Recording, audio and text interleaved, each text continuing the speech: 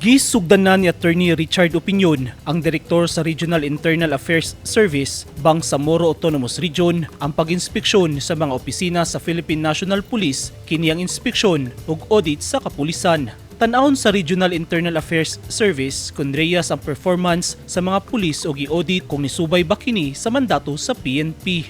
Well, based sa among assessment sa first namo na pagtuyok, which is in Basilan, several municipalities na assessed nato as performing well. No? Tungod kay naatay mga na-discover nga in Basilan, there are already municipalities which are declared as drug-free. So, ang buot pasabot ani, nag-perform ang atong kapulisan base sa mandato nato.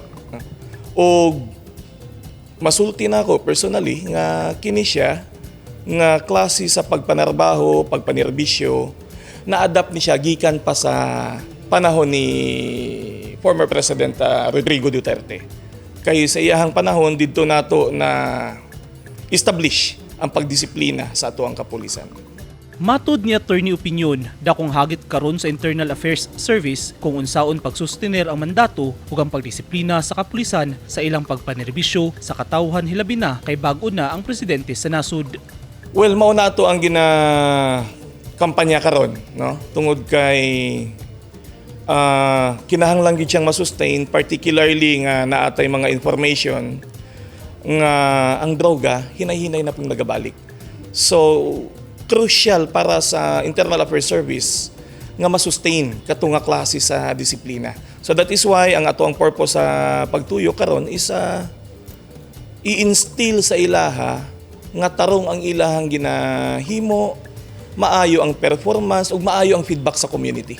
Buot sa riyas nga magpabilin ang integridad o kredibilidad sa mga pulis sa pagpanerbisyo. Sa panahon ni kanhi President Rodrigo Duterte, dili kalimod nga mitaas ang pagsalig sa komunidad sa PNP ug kini ang usa sa gipaningkamutan sa riyas nga dili masayang ug mapadayon gihapon ang pagsalig sa katawhan ngadto sa mga pulis. National policy on anti-illegal drugs stays the same. No? That is why ang ato ang kampanya is sustain or kung pwede, malagpasan pa nato itong performance nato before para nga ma-quell gid ang problema nato sa illegal drugs. Ang amua is to audit, to inspect kung gasubay ba ang ato ang kapulisan sa ilahang mandato. Kinahanglan usab nga dili mamantsahan o dili maayong binuhatan ang dungog sa kapulisan hilabi na sa pagkalambigit sa illegal nga droga. Busa padayon ang anti-illegal drugs campaign sa PNP. Naatay mga programa sa pagdevelop sa ilahang integrity. Kana ang ato ang isa sa mga purposes nganong naata diri. Ato ang gina-drive ang campaign on integrity development sa ato ang kapulisan. So, in line sa policy sa atong Chief PNP, ang kasimbayanan, diri nato sila ginabitbit na dapat i-maintain nato to nga image, no? Tungod kay sa panahon ni former President Rodrigo Duterte, it cannot be denied na nitaas ang trust rating sa community towards the PNP. Ang credibility na re-establish, no?